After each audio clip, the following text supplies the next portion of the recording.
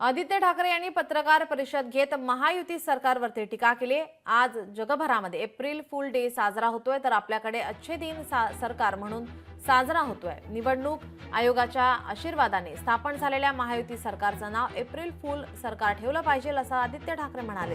या सरकारने दिलेली कोणतीही आश्वासने त्यांनी पाळली नाहीत। तसंच आता मुंबईकरांवर घनकचरा कर नावाने अदानी कर लादण्यात येत आहे, त्याचा सर्वांनी विरोध करावा असं आवाहनही त्यांनी यावेळी केलं आहे। आज 1 एप्रिल आहे, जगभरात एप्रिल फूल्स डे असा साजरा होतो आणि आपल्याकडे अच्छे दिन असा साजरा होतो। ते जरी असलं तरी ह्या सरकारला, जे आता महाराष्ट्रात सरकार गठीत झालेलं आहे निवडणूक आयोगाच्या आशीर्वादामुळे, त्याला सगळ्यात चांगलं नाव, कारण काय अनेक नावं असतात, जसं आमचं युती सरकार होतं, मग महाविकास आघाडी सरकार होतं, तसं ह्या सरकारचं नाव मला वाटतं एप्रिल फूल सरकार द्यायला पाहिजे।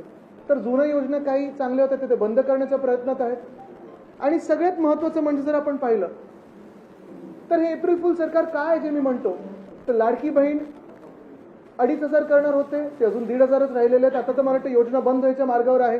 एशनसी सरकारमध्ये आपण पाहिलं असेल, त्यांच्या राजवटीत साधारणपणे 2 वर्षात आम्ही सगळे रस्ते खड्डेमुक्त करू। पाहताय मुंबईचे सगळे आमदार रस्ते आहेत, मुंबईकर रस्ते सगळीकडे धूळ आहे, खड्डा सगळीकडे पाहतोय, पण खड्ड्यात टाकलेली मुंबईला। तर अदानी समूह सांगतोय की आम्हाला देवनार ग्राउंड मधून आता डम्पिंग ग्राउंड स्वच्छ करून द्या। साधारणपणे 2,500 ते 3,000 कोटीचा। लोकशाही मराठी ऐका, पहा, जागरूक रहा।